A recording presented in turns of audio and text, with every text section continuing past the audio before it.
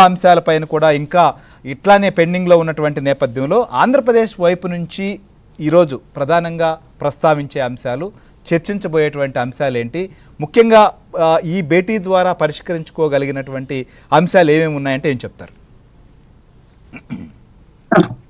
Good evening అండి. ప్రధానంగానండి ఈ రెండు రాష్ట్రాల మధ్య ఉన్న సమస్యలు ఏవైతే ఉన్నాయో కనుక 10 సంవత్సరాల్లో అనమాట ఏమాత్రం పరిష్కారం చేసుకోకుండా ఉండటం కూడా చాలా బాధాకరమైన విషయం. అయితే ఇక్కడ గివ్ అండ్ టేక్ అంటూ ఉంటే కనుక రెండు రాష్ట్రాల మధ్య కొన్ని అంశాలు అనమాట చాలా వరకు సాల్వ్ అయ్యి ఉండేవి, అందులో డౌటే లేదు. అయితే ఇవాళ ప్రధానంగా మనం చూస్తూ ఉంటే కనుక మెయిన్ డిస్కషన్కి వచ్చేది కూడా ఇప్పటి వరకు తెలిసిన సమాచారాన్ని బట్టి కూడా ఏదైతే కనుక 7 మండలాలు అనమాట ఇప్పుడు రీఆర్గనైజేషన్ యాక్ట్ తర్వాత అనమాట కేంద్రం ఆంధ్రప్రదేశ్ రాష్ట్రానికి కలిపిందో అందులో నుంచి ఒక 5 గ్రామాలని మాత్రం తెలంగాణ ప్రభుత్వం అడగటం చూసాం మనం భద్రాచలం పంచాయతీలో అనమాట.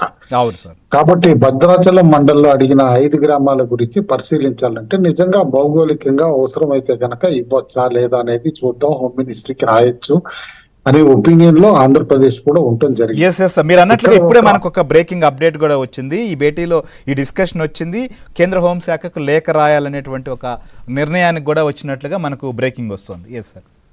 ఎందుకంటే ఇక్కడ మనం కూడా ఆలోచించాల్సిందనమాట. అసలు ఆంధ్రప్రదేశ్ వాసిగానమాట 7 మండలాలు ఎందుకు తీసుకున్నాం, పోలవరం ప్రాజెక్ట్ కోసం అని చెప్పేసి తీసుకున్నాం, దానికి ఏమి మాత్రం అడ్డంకులు ఉండకూడదు అని చెప్పేసి.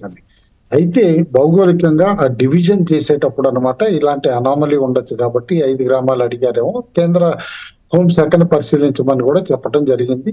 కాబట్టి అదొక పెద్ద ఇష్యూ కింద కూడా నేను చూడట్లేదు.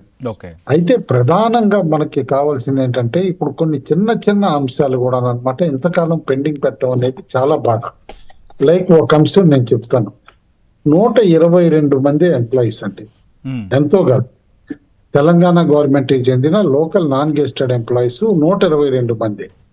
అది ఆంధ్ర నుంచి రిలీవ్ అయ్యి అనమాట తెలంగాణకి అలొకేట్ అయ్యారు, వెళ్లాల్సిందనమాట. ఆ ఇష్యూ ఎమ్మటే రిజాల్వ్ అయిపోతుంది. ఇప్పుడు ఇలాంటి చిన్న చిన్న ఇష్యూస్ అనమాట రీఇంబర్స్మెంట్ ఆఫ్ ఎక్స్పెండిచర్ అంటూ ఉంది. మనకు తెలుసు కొత్త రాష్ట్రం ఏర్పడిన తర్వాత కూడా చాలా రోజుల వరకు గవర్నర్ బంగ్లా అనేది హైకోర్టు, అడ్మినిస్ట్రేటివ్ ట్రిబ్యునల్స్, లోకాయుక్త, లోపాయుక్త, ఇటు ఏపీ ఇన్ఫర్మేషన్ కమిషన్ ఇలాంటి ఆఫీసులన్నీ హైదరాబాద్ నుంచే పనిచేస్తాయి, ఇంక్లూడింగ్ జ్యుడిషియల్ అకాడమీ కానీ ఇవన్నీ కూడా.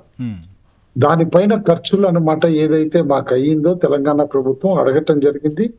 ఒక విధంగా బైలాటరల్ గా కనుక ఆలోచిస్తే కనుక ప్రపోర్షనేట్ గా ఇవ్వటం కూడా కరెక్ట్ అని చెప్పేసి మేము అనుకున్నాం. అందులో ఆబ్జెక్షన్ కూడా పెట్టట్లా, పెద్దగా ఏమాత్రం ఇవ్వాల్సి వస్తే ఇవ్వచ్చు అని చెప్పేసి.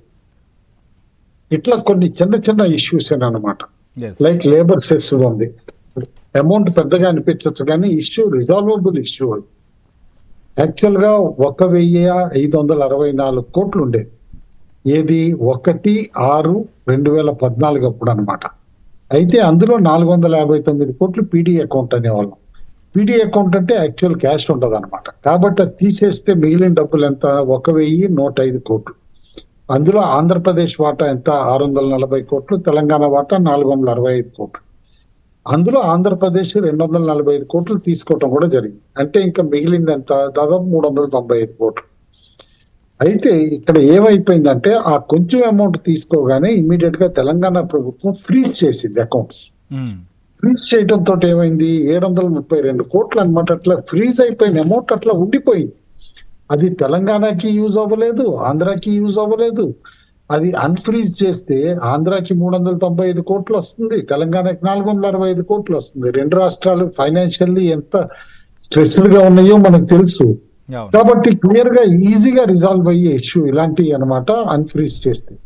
కాబట్టి కొన్ని సాల్వబుల్ ఇష్యూస్ ఏవైతే ఉన్నాయో అలాంటివన్నీ చెన్నై కూడా ఇమ్మీడియట్ గా ఒఫీషియల్స్ అనమాట డిస్కస్ చేసి రిజాల్వ్ చేసుకోవాలని చెప్పేసి కూడా ముందు నుంచి అనుకున్నాం. అయితే అసలు ఇంపార్టెంట్ గా మేజర్ ఆస్తులు వాల్యుయేషన్స్ కట్టేటప్పుడు ఇట్లో మనకు వచ్చేది 2 టైప్ ఆఫ్ ప్రాబ్లమ్స్. షెడ్యూల్ 9 లో ప్రాబ్లము, షెడ్యూల్ 10 లో ఒక ప్రాబ్లం. మామూలుగా షెడ్యూల్ 9 లో సంస్థలు అనమాట డివిజన్ చేసేటప్పుడు రీఆర్గనైజేషన్ యాక్ట్ లో 3 సెక్షన్స్ అప్లై అవుతున్నాయి. సెక్షన్ 53,